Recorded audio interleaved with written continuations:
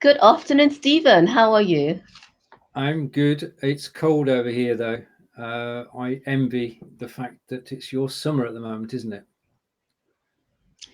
It is. We're just entering summer and our hot season. It's still slightly breezy some days, but it's edging towards, the real summer. The real thing. Yeah. Right now, today we are here as part of, if I find the agenda, welcome to 5 Days Life, which starts today with myself and Bridgetti. And today we're actually going to be talking about, well, just confirm it's me and Bridgetti. All good. And we're talking about show promotion. And this is a thing that takes time, doesn't it? You can't just decide to go live and have an audience. You've got to sort of take your time over it, and it happens eventually. Oh, absolutely. I totally agree with you. One's got Right. to do some pre-planning. For me, when you talk about show promotion, um, you've got to basically handle it the way you would handle any event, any live event. Nobody just suddenly shows up and can produce a live event by accident. It's not something you can throw together in 5 minutes. No. Depending on the size of the event, the guest or the guests you're having on the event, you're going to be putting a lot of effort into planning it and making sure that it's advertised, that you know all the participants, all the actors that's involved in it, you know who's going to be doing what. You've got communication sorted out between each other. There is structure. Everybody knows the sequence of events. Everyone knows what their role is. All the things that you usually would do in a live event True. is what I believe one should be doing in your online event. It really is no different in terms of planning, except you don't have to pay for a venue. No, you don't. The venue is free. And just to take us to the comments, our first live comment of the day is from Ed. Hello, Ed. And our first bot comment of the day is if you type in the word course, then Nightbot will send you a link to the free Udemy course. And back to Ed. And he's saying, hi, Bridgetti. Hi, Ed. How are you? Good to have you join us. All right. Okay. Now, there, there is something you've got to do before you actually start, and that's getting the show format. And specifically, you have to decide why you're broadcasting. You have to have a why. Because if you don't know what you're doing and why you're doing it, then you can't communicate that across to people. They can't get a grip on what you're actually trying to achieve with your show. Now, these should be your own M's, not M's that Bridgetti and I give you, but we can give you some ideas. Bridgetti. Oh, absolutely. What are the focus on what are the outcomes of your show? What is it that who's your intended audience, and what do you want your audience to walk away with?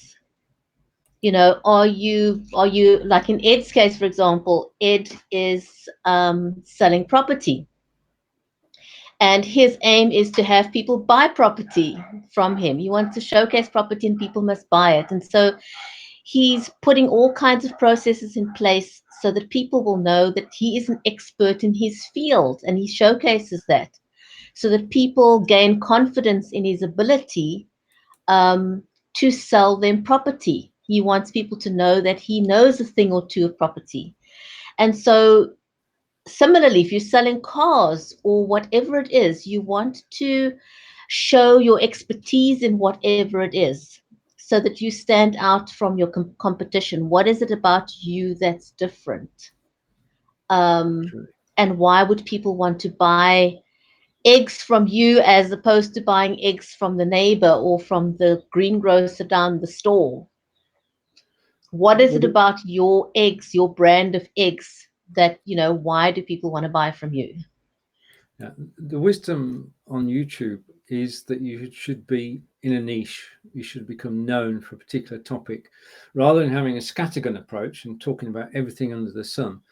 Is to actually decide where your expertise lies, where your enthusiasm, where your passion is, and broadcast about that. Because if you do anything half-hearted, then it's not going to come across well on live video, and you're going to be found out. So make sure it's niche, so that you're attracting the audience you want to attract, and then just go for it, really.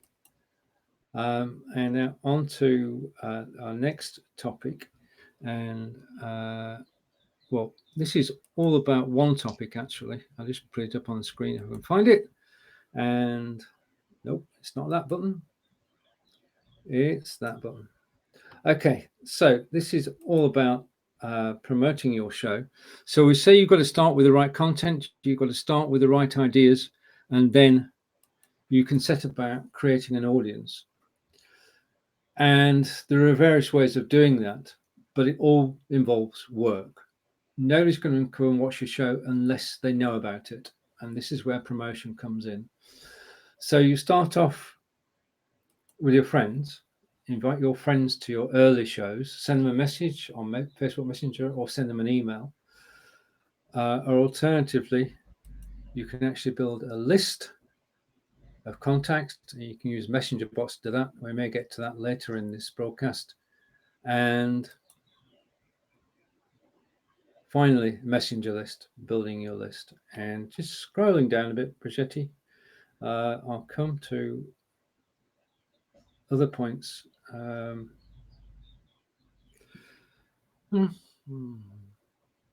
the other thing that, for me is important when it comes to building your list or creating an audience is, for a start, you want to make sure that you have engaged your guest or your guests on your show. Because if you have engaged your guests and you've made sure that they understand what the show is about, how it's going to run, they're comfortable.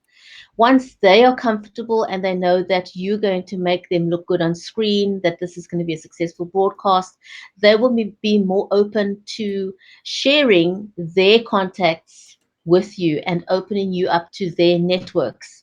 So for me personally, it's very important that my guests look good on screen, that they come away with a great experience, because my guests are going to become my business cards. Your guests are going to become your business cards.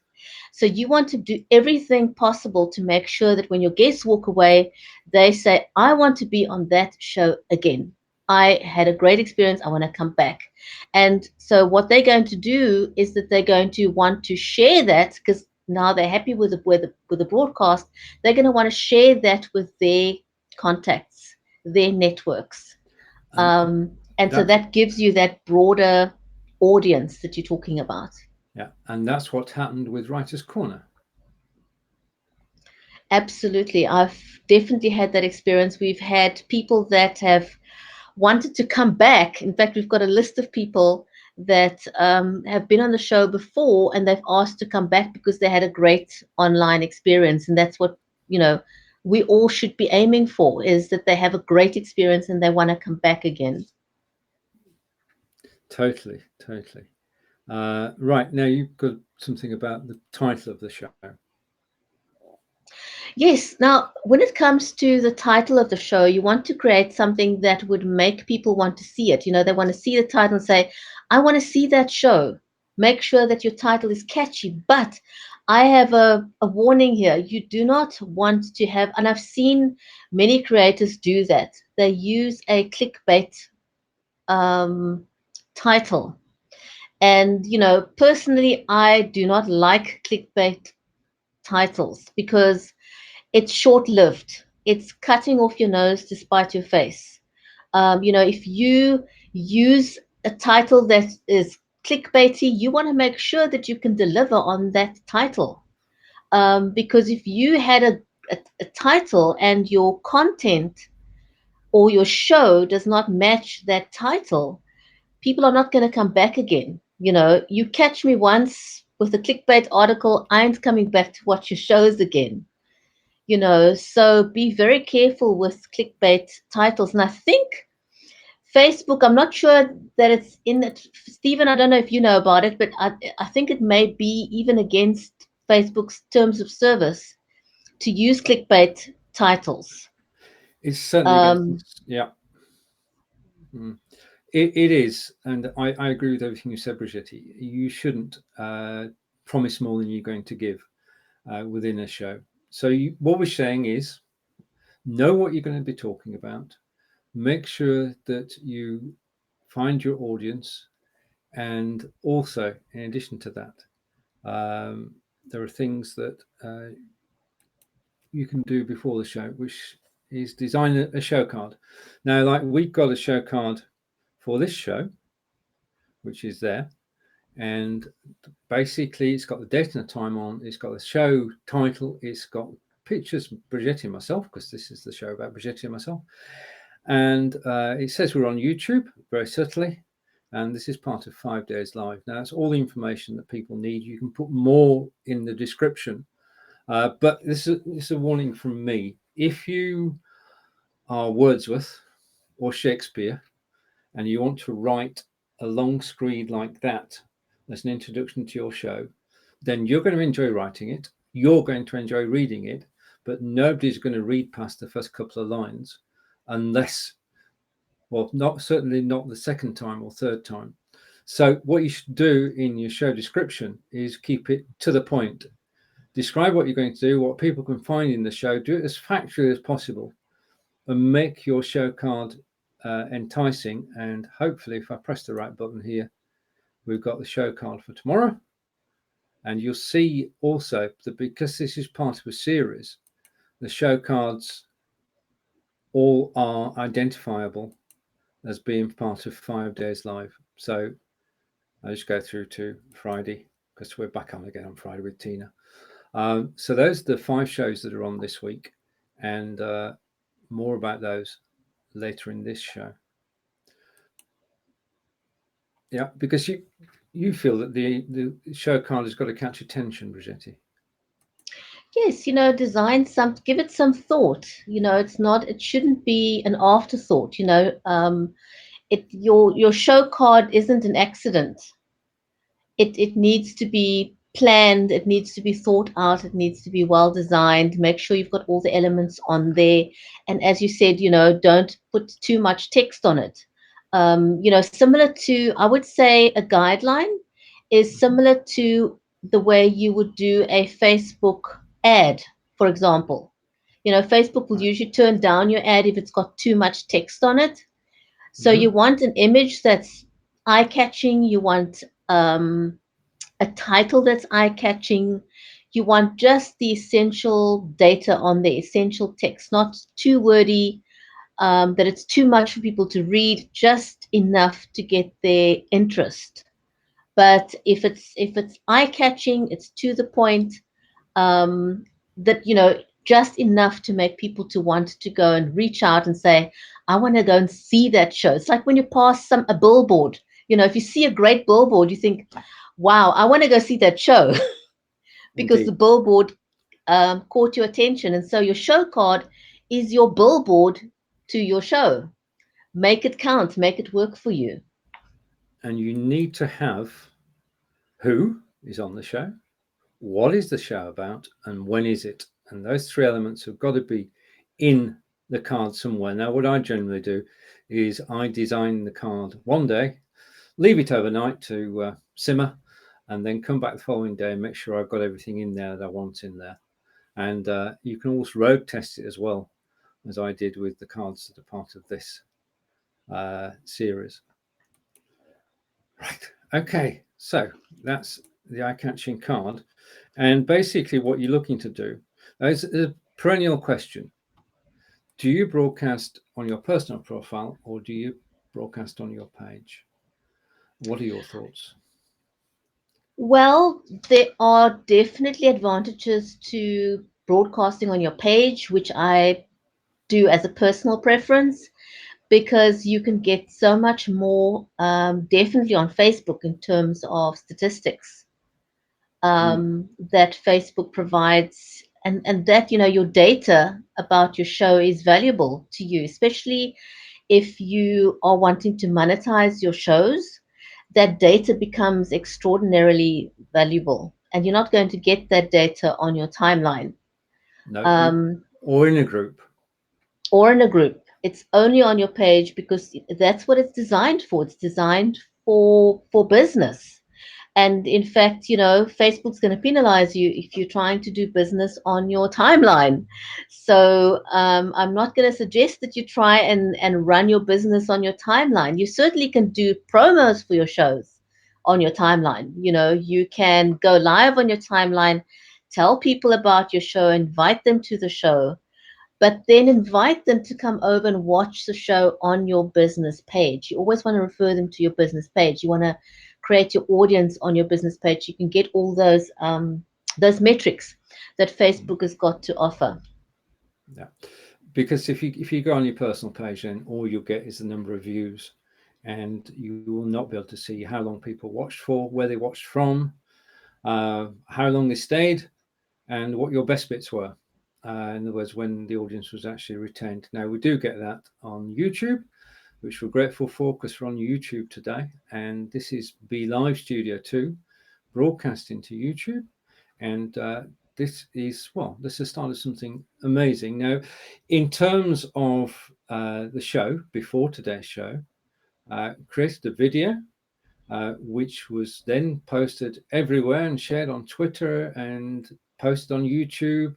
In fact, anywhere people could see it. And that went out 2 days ago, started its life, and will go on for the rest of this week.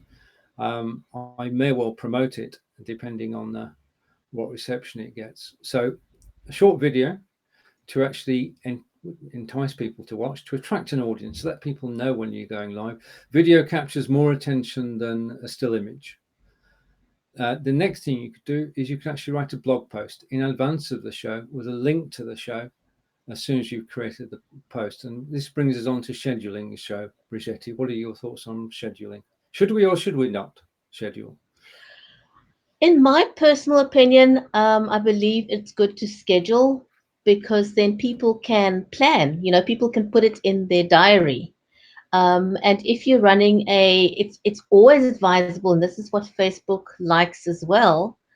And audiences in general, if you look at shows that are incredibly successful, it shows that happen at the same time, on the same day of the week or the same day of the month, however regular it is. Whether it's a daily show, it needs to be at the same time. If it's a weekly show, it needs to be on the same day at the same time. If it's a fortnightly show, on the same day at the same time. And if you even do a show once a month, it really doesn't matter. It's the regularity that helps people to plan and look for your show. If you keep chopping and changing the date and the time of the show, you're never really going to build up an audience. So whatever you decide on a time or day. And sometimes, if it's a new show, there's nothing wrong with trying out different times until you find the magic time. Now, again, we live in a network society that is global. It's always going to be morning somewhere, it's always going to be afternoon somewhere, and it's always going to be evening somewhere. So, in deciding when your show is going to be, this is why the metrics are so important on your Facebook page, because you can see, are you reaching your target audience? Who is your audience? What time is your audience? What time is it best suited for them to watch? So you've got to establish, is your main audience your local community? Then obviously you want to schedule the show where your local community is able to watch. You don't want to schedule it at a time when they're all at the office and they can't watch. Um, but however, if your audience is global, if you're wanting to take, if I always say, I refer to it as doing business without walls, because we have a global audience. And so if your audience is global, you want to look at all the different time zones and try and find that magic hour that works for most of your audience. and test it. Do try 3 or 4 different times and see which one. And that's why the metrics are so important. Try and see where you're catching um, the volume that you're wanting. And again, it's not always about volume. It's about the output that you get from the show. How much engagement are you getting? Are you reaching the right people? Are you able to turn the people that are watching your show into clients? It doesn't really matter if you have thousands of people watching, but nobody wants is interested in your product. But if you had 5 people watching and 4 people are interested in your product or services, yay, that's successful. So it isn't always about, you know, getting thousands of viewers. That is never really what you need to be after. So that is why planning is so super important, and knowing what you want out of the show, and why those metrics are so important, so that you can find the magic time to go live and reach your intended audience. That's Those are my thoughts. Right. Okay. And we were on the same page. And the thing is that it's basically do the research, decide which is the best way for you, go with it, and don't be afraid to ask your friends to pitch in. And to me, a win on the show is to get comments during the live show, which we're grateful for, Marco, and to start conversations. And if you start conversations and you meet one new person on every show that you do, then you're doing well. So as Bridgetti said, it's not about the thousands, it's not about thousands of people viewing, it's the number of people who actually interact with you whilst you're live, because you can start the conversation here, and as we'll see in a moment, you can actually carry on the conversation afterwards. And we're joined from Canada by Kelly, and evergreen is an excellent word, Kelly. Excellent. I Now, love that word too. I love the word evergreen, because I think that is one of the winning recipes for a great show, is if your content is evergreen, because it means you can repurpose that show for a really, really long time. mm, If your content isn't time sensitive or sensitive to a season, um, true. you can use that content for years.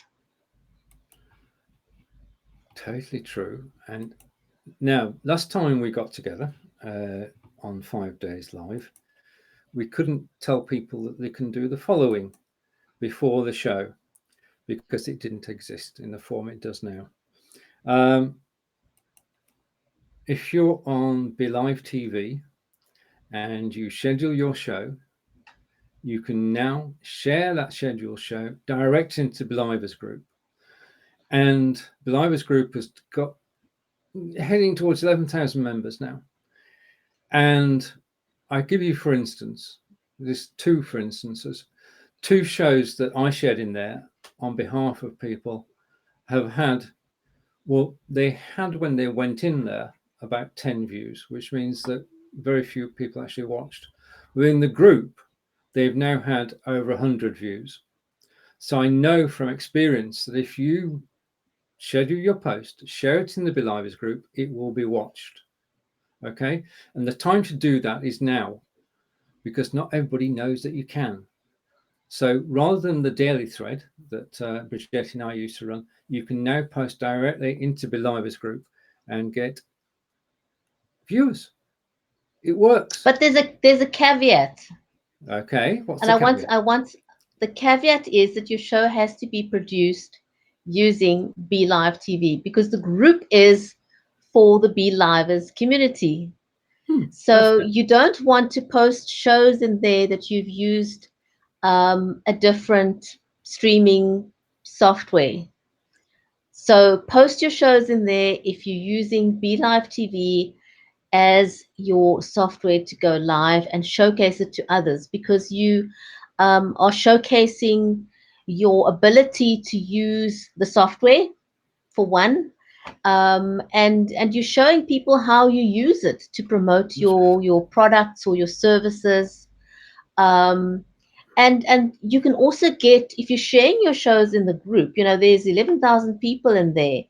It's a great way of getting feedback from people in the group about how you produce your show. Post your show, ask people to give you their opinion on, on your show card, on how you've managed the show, how well you have structured your show.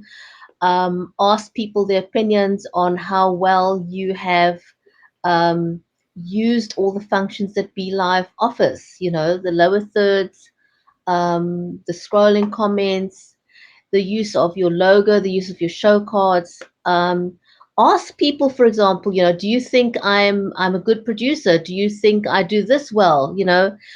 How do you think I could improve? And that's the kind of feedback, make it valuable. You've got a community, as Stephen said, of almost 11,000 people to tap into. Make it work for you. Ask for feedback. I've seen people ask questions in the group and people will answer. So don't just, like they say, post and run. Well, no, that's not a thing to do. I mean, you can actually start conversations below. Yeah, and if you are using BeLive, and you should be, then you can also, if you wish, start a watch party, and you can take comments live whilst your show replays. So BeLive's group is open to every BeLive user. As we take a comment, and the comment says, it's from Marco: evergreen is a good policy to create content creation. Thank you, Marco. And that's Marco and Kelly agreeing, and yourself. So got to go with that. Right now, I'm going to go to share your show and Belivers. Schedule the show we've talked about, fixed down time. Encourage friends to share your trailer in the show. Post the show into Belivers, which we just talked about. Now, Bridgetti mentioned a moment ago that you shouldn't do business on your personal profile, and that's true.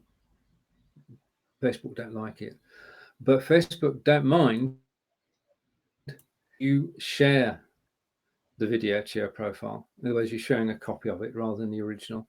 And all the shows Right. that I've ever done get shared to my profile, and I've never had a problem. And my fingers and toes are crossed at this moment. But it is. Well, you're not running the show on your profile, That's right. so you're simply sharing it, and you're directing people to come and watch the show on your page. So it doesn't go against Facebook's terms of service, and you're not hurting the algorithm by sharing it on your personal profile. No, and it gets found there. Personal profile, your friends will find it. Business profile, anybody who likes your page or comes across it in their timeline can watch it. That's the difference. Personal profile is friends only, and possibly friends of friends if they share it. Business profile is potentially 2.3 billion, but that might be clickbait. So ignore that. I didn't say that.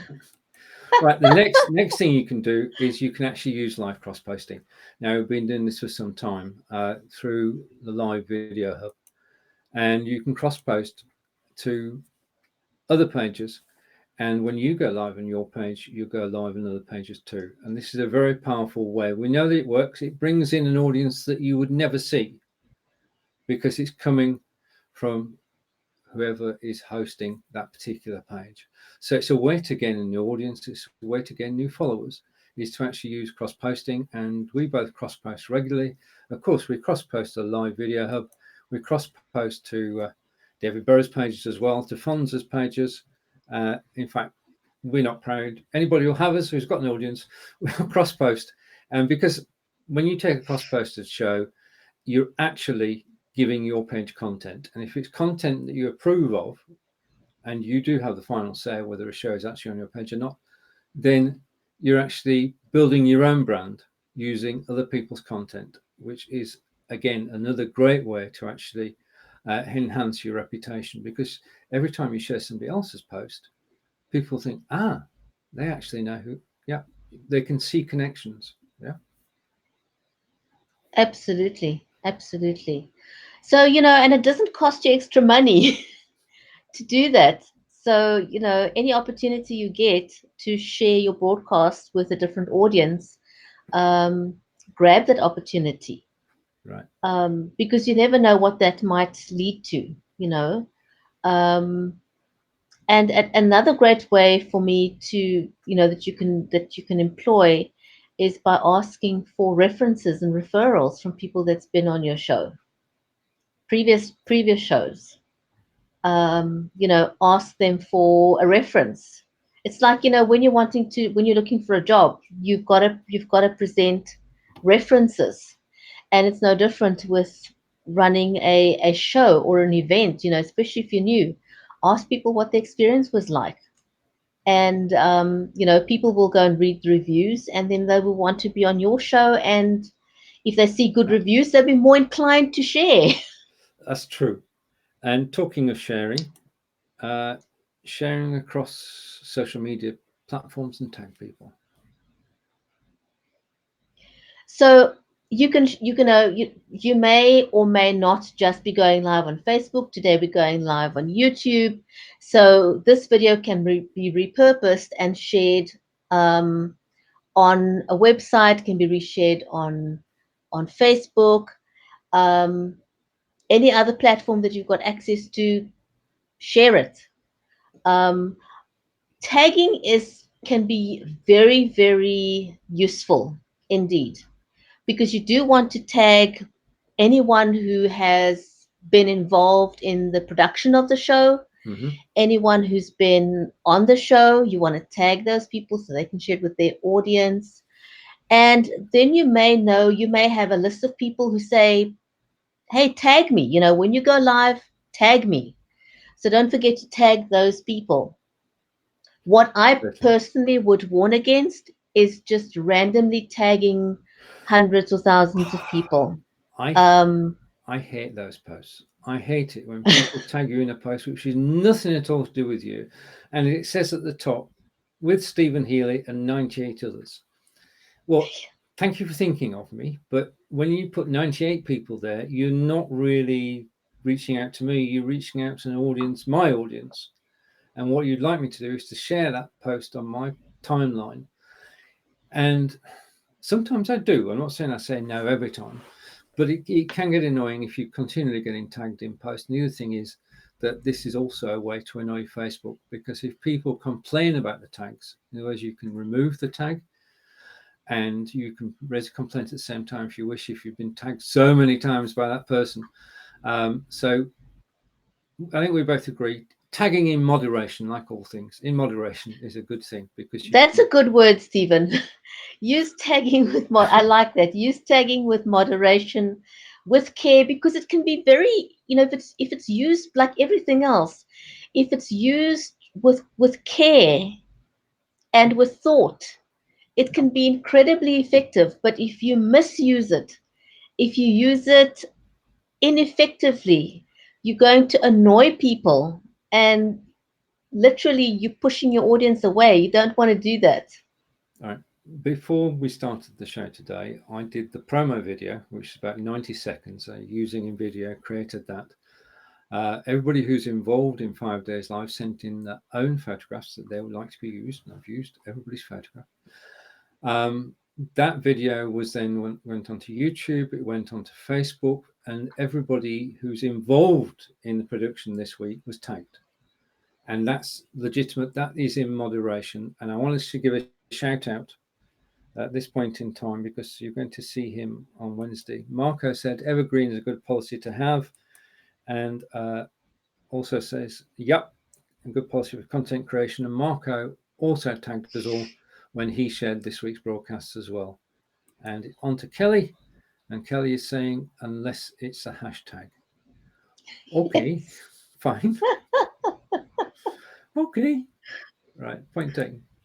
And again, when you come to, hashtags are incredibly useful things, to have, and unfortunately, some people don't always understand the reason why hashtags exist. Hashtags existed to categorize things and make it easier for people to find content. And unfortunately, not everybody understands that. And so if you saying, Stephen has gone to the grocery store and you make that a hashtag, how is that possibly useful to anybody else? No one's going to be looking for a hashtag called Stephen's going to the grocery store today. That's not a hashtag. But if you say hashtag green screens or hashtag something that relates to what Stephen does, then it's absolutely going to be useful. So, and give some thought to your hashtags. How does hashtags enhance your brand? How does hashtags, create your own hashtags so that people recognize the hashtags as part of your branding strategy and people recognize it. So when they see a hashtag, they say, that's Bridgetti's show, that's Stephen's show, that's Marco's show, that's Kelly's show. So make the hashtags your own. And then also, if you're using hashtags, you want to be mindful of the culture of the social media platform on which you are using those hashtags. Putting 30 hashtags on Facebook may annoy people because it's not the platform to use 30 hashtags. But if you don't use those hashtags on Instagram, for example, you may be doing yourself in. So get to know the different platforms that you live stream on. Understand the difference in culture of the various platforms and use that knowledge to be able to promote your show, not just before, during, and after, but you can do that so much better if you understand the culture of the social media platform that you are using to do your main show.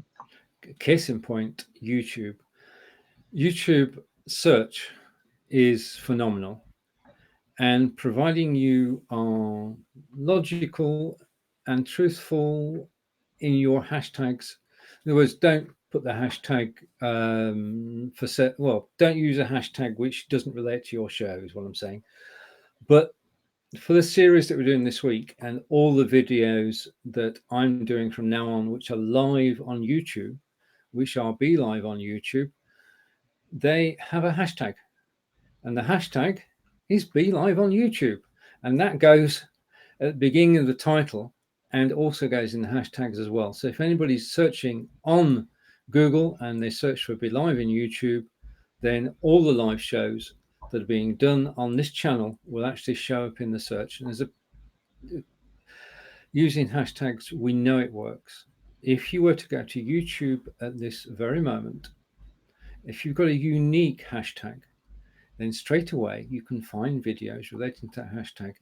And if you go to YouTube, you can go after the show, don't need to go now, and you just type in Bridgetti, and you'll find a host of videos on YouTube created by Bridgetti. And what's all you need to do? You just need to know that it's Bridgetti, and you'll find all their videos.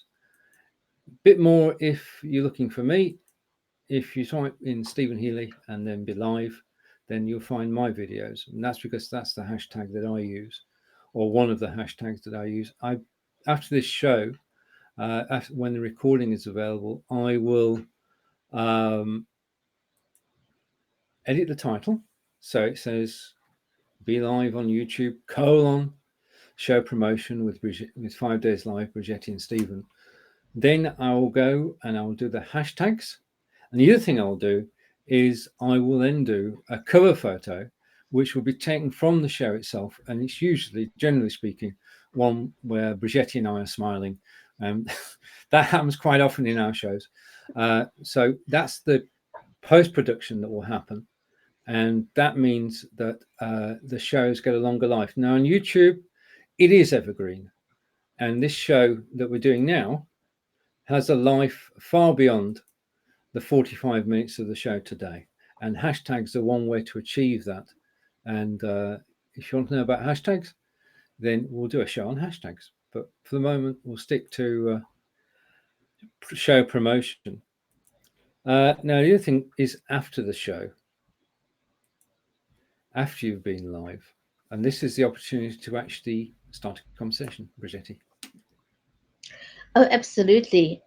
You always want to, first of all, thank your guests for participating in the show. And very often, it's you live stream often. I live stream often, Mm. but our guests are not, generally speaking, live streamers on our shows. And so for them, it's an unusual experience and often a very daunting and frightening experience because they're not used to appearing on camera.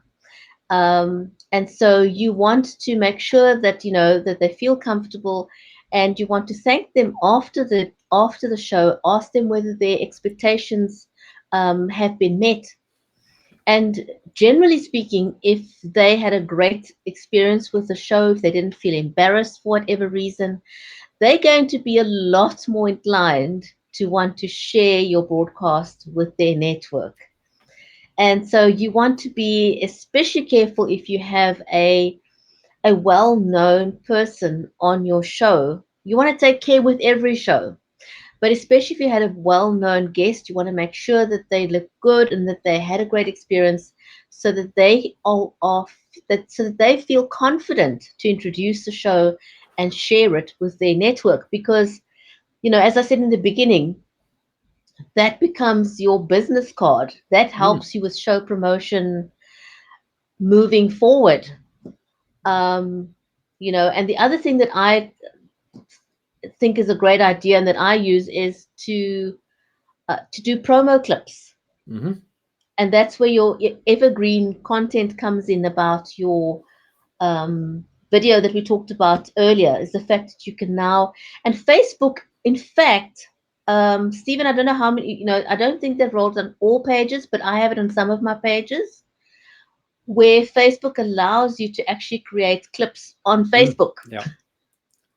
Yeah. which is marvelous. We really have come a long way. Previously they allowed you to trim your videos. So if you had an error in the beginning or at the end, you could trim that out. But now they've rolled out clips. So you can actually do as many clips as you want from your video. It's made things so much easier. So before we needed to use a third party software to create clips for us to reuse and repurpose. Now you can do it on Facebook. It's Brilliant. amazing. Yeah, and we're looking forward to developments on Facebook as well in relation to live video. I mean, live video has got to be the best way to actually get your message across, to build an audience, to make new friends, and to become known. It is the most amazing way. And as Bridgetti mentioned earlier, it's the only investment, real investment, is your time. And you can build an audience from scratch successfully, providing that you go out a consistent time, you promote with show cards, you spread it across the network, you speak to people, and above all, be approachable. If you're willing to listen as well as talk, then you'll go a long way. Absolutely. I couldn't agree with you more. And then obviously, you also want to share your show across other social media platforms. So if you're going live on Facebook, now we do want to mention that it is in the works in Be Live to be able to multi-stream. It's not yet available, but it's on the cards, and it's going to It be is. phenomenal once that starts rolling out from Be Live. Um, but for now, once you've got your video, nothing stops you from repurposing it on other social media platforms. And that's part of your post production and promotion for next time, if you are able to repurpose your videos. So don't lose out on opportunity to repurpose. If you're going live on YouTube, doesn't mean it only has to be on YouTube. Repurpose that video on your other website, on Facebook, or wherever else you're able to repurpose. Go and do that, because you simply widening out your audience base is what you are able to do. And that leads nicely into tomorrow's show, which is myself and David Burrows, and somebody who's not on the photo there. Fons Chamberlain will be joining us, and we'll be live again 10 a.m. Eastern, 3 p.m. in the UK, and we'll be talking all about repurposing. That's going to be another great aspect of going live. So don't miss the show tomorrow on repurposing, and see how you can get more value, because it takes a lot of time and effort and investment to produce a professional looking live stream. And you can more than double your investment that you've made in creating that video by repurposing it. So do watch the show tomorrow. Come along and see how you can repurpose that content and make your time more valuable, make your video more valuable by finding out what are the effective ways of repurposing your content.